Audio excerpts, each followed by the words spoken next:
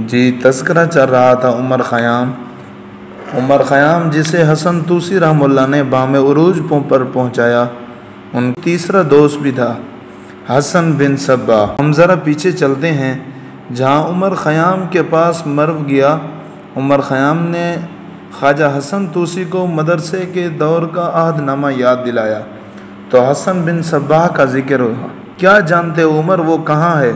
خواجہ نے پوچھا۔ میں اتنا ہی جانتا ہوں کہ رے چلا گیا، عمر خیام نے جواب دیا۔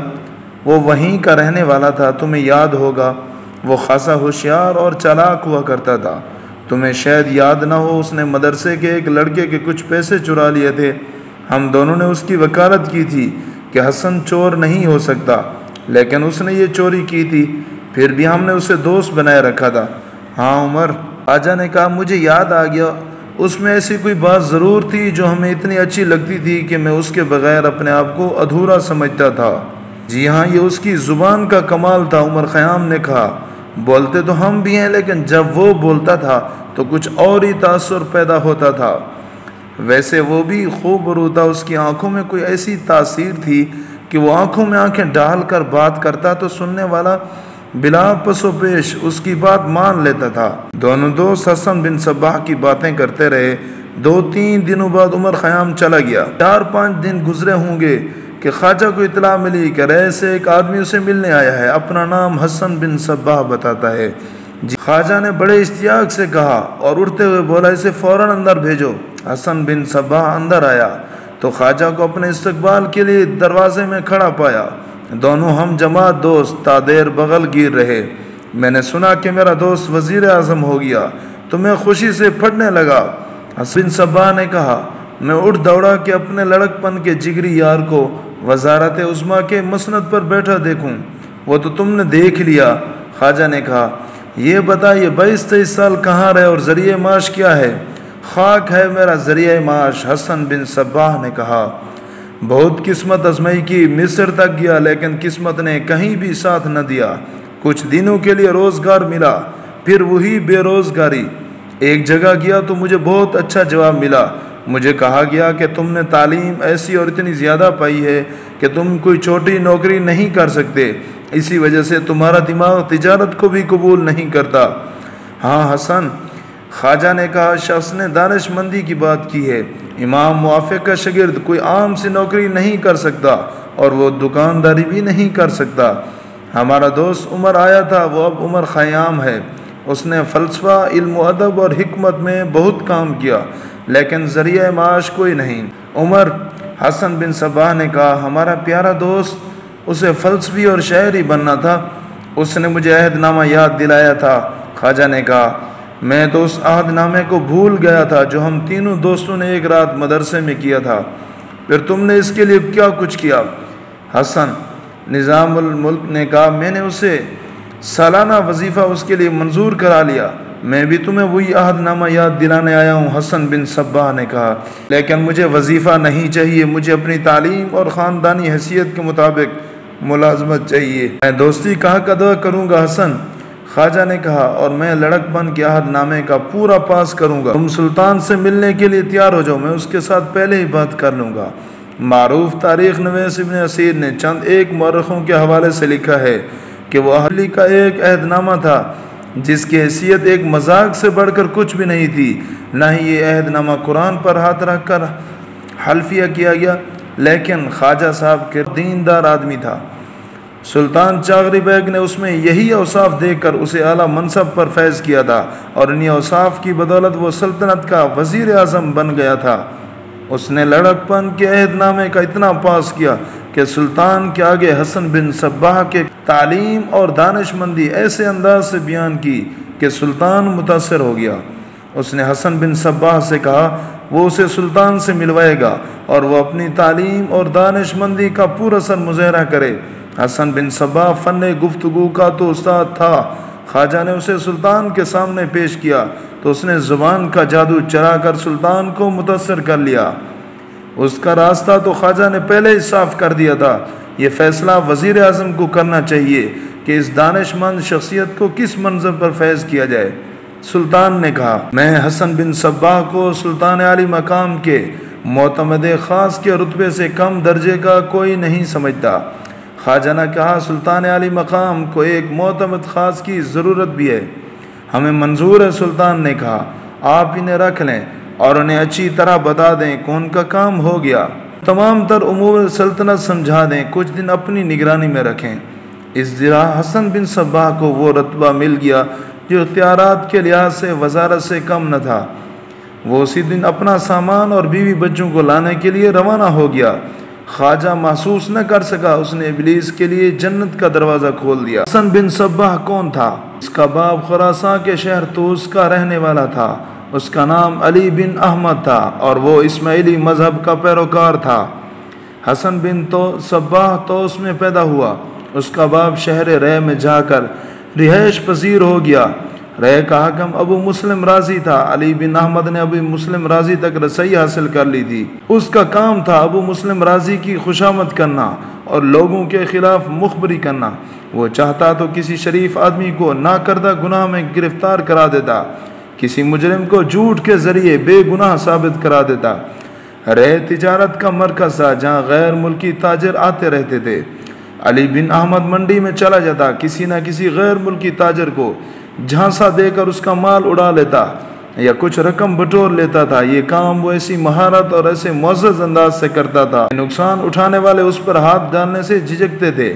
اس کے متعلق مشہور تھا کہ وہ رے کے حاکم ابو مسلم راضی کا خاص آدمی اس کا منظور نظر ہے۔ علی بن احمد کے یاری کے قصے اتنے کم نہیں کہ داستان گو سارے سنا دے۔ وہ بردہ فروشی تک کرتا تھا، لیکن یوں نہیں کہ ایک لڑکی کو اغوا کیا اور اسے بیچ ڈالا۔ وہ کسی حسین اور نوجوان لڑکی کو یا کسی جوان سال بیوہ کو نہایت باعزت طریقے سے ورغلاتا اور ایسے سبز باغ دکھاتا کہ لڑکی پر سحر طاری ہو جاتا تھا۔ نوخیز لڑکی ہوتی یا جوان سال، عورت نتائج سے بے خبر اس کے جال میں آ جاتی تھی۔ وہ 4 دن اسے اپنے پاس رکھ کر عیش و عشرت کرتا تھا۔ اس فریب کاری میں لڑکی کو اسے بتائے بغیر کوئی نشہ بھی پلاتا تھا۔ اس دوران وہ گاہک کی تلاش میں رہتا اور ایک دن اسے کسی مالدار گاہک کے حوالے کر دیتا تھا۔ کسی گھر میں لڑائی جھگڑا ہوتا یا بازار میں 2 دکانداروں کے درمیان جھگڑا ہوتا یا تاجروں کا آپس میں کوئی تنازع ہوتا تو وہ ثالث یا منصف بن کر اپنے آپ کو ان پر مسلط کر کے تصفیہ کراتا تھا۔ لوگ جانتے تھے کہ یہ شخص عیار اور فریب کار ہے، پھر بھی اس کی عزت کرتے، اس سے مشورے اور مدد لیتے تھے۔ لوگوں میں مقبول عام بننے کے لیے وہ ان کے چھوٹے موٹے مسئلے حل کر دیا کرتا تھا۔ اس میں ڈھیٹ پن اتنا زیادہ تھا کہ کہیں سے دھتکار دیا جاتا تو وہاں سے ایک دروازے سے نکل کر دوسرے دروازے سے پھر اندر چلا جاتا۔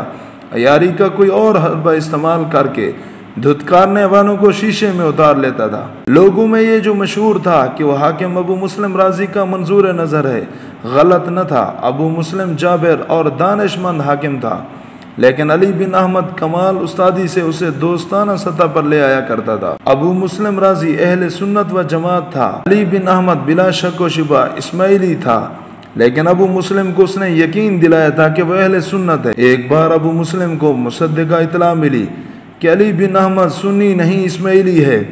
ابو مسلم نے اس سے جواب طلبی کی۔ اس نے قرآن پر ہاتھ رکھا، قسم کھائی، کہا کہ وہ سنی مسلمان ہے۔ اس کا بیٹا حسن بن صباح کئی سالوں سے ایک اسماعیلی عالم اور تالیق عبد الملک بن عطاش کے یہاں تعلیم حاصل کر رہا تھا۔ ایک روز علی بن احمد کو بلایا، اس کا بچہ کہاں پڑھتا ہے مجھے کیا؟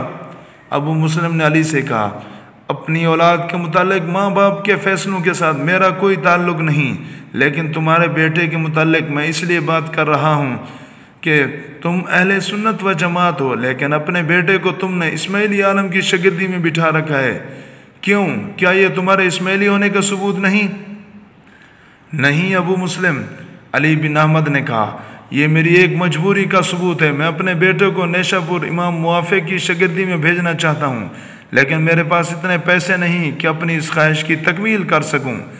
پیسے میں دلواتا ہوں، ابو مسلم راضی نے کہا، میں سرکاری خزانے سے پیسے دلواؤں گا۔ علی بن احمد نے ایسے انداز سے خوشی کا اظہار کیا جیسے اس کا ایک بڑا مسئلہ حل ہو گیا۔ اس نے سرکاری خزانے سے رقم وصول کی اور حسن بن صباح کو نیشا پور امام موافق کے مکتب میں بھیج دیا۔ امام موافق کٹر اہل سنت تھا۔ تاریخ میں یہ بھی لکھا ہے کہ ابھی مسلم راضی علی بن احمد کو نفرت کی نگاہ سے دیکھتا تھا، لیکن اسے دھتکار بھی نہیں سکتا تھا۔ حسن بن صباح اپنے باپ کی عیارانہ سرگرمی سے بڑی اچھی طرح واقف تھا۔ اس نے باپ سے متاثر ہو کر عیاری کو ہی اپنا اصول بنا لیا تھا۔ اس نے باپ کے خاص کمرے میں بڑی حسین اور نوخیز لڑکیاں بھی دیکھی تھیں۔ اسے یہ بھی معلوم ہو گیا تھا اس کا باپ کبھی کبھار ایسی لڑکی یا ایک جوان عورت لاتا ہے اور اسے ایک نشہ پلاتا ہے۔ حسن بن صباح نے یہ نشہ دیکھ لیا اور اس کی تھوڑی مقدار شربت میں ملا کر پی تھی۔ تھوڑی ہی دیر بعد اسے یوں نظر آنے لگا جیسے یہ دنیا بہت ہی حسین ہو گئی ہے۔ مورخ لکھتے ہیں کہ اسے بوڑھی عورتیں بھی جوان نظر آنے لگیں۔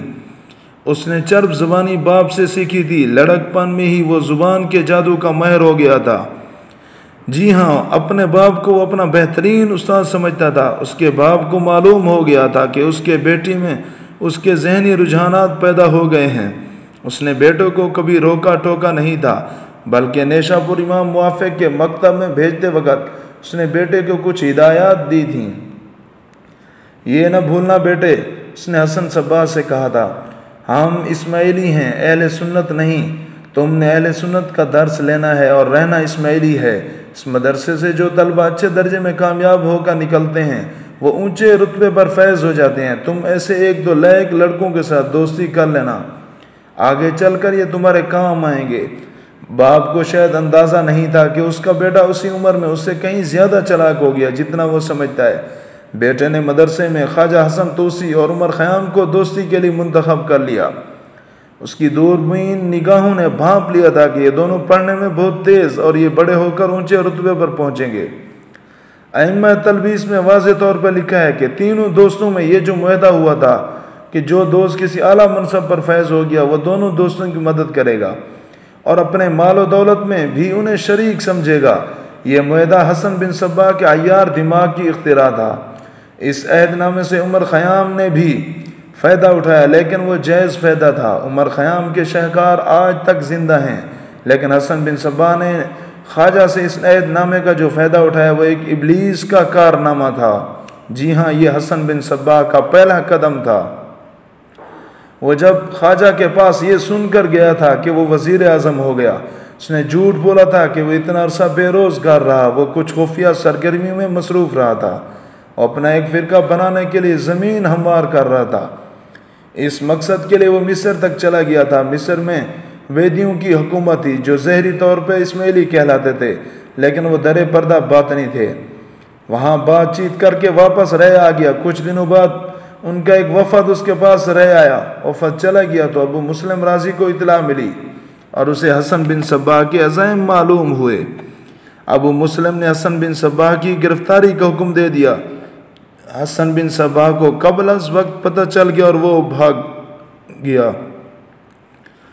حسن صباح کو قبل از وقت پتہ چل گیا اور وہ بھاگ گیا۔ وہ اس وقت زمین دوز روپوشی سے ابھرا جب وہ خواجہ کی مروت اور کوششوں سے سلطان ملک شاہ کے معتمد خاص کا منصب حاصل کر چکا تھا اور رہ اپنے سامان اور بیوی بچے لینے آیا تھا۔ ابو مسلم خاموش ہو گیا۔ اس وقت اس کا باپ بستر مرگ پر پڑا تھا۔ حسن بن صباح نے آ کر اسے خوشخبری سنائی کہ اسے یہ رتبہ مل گیا ہے۔ اب میں سکون سے مروں گا۔ باپ نے کہا، میں تمہیں اس منصب پر دیکھنا چاہتا تھا۔ جانتے ہو اب تمہیں کیا کرنا ہے؟ جانتا ہوں، حسن بن صباح نے کہا، سب سے پہلے خواجہ کو اس کی کرسی سے ہٹا دو۔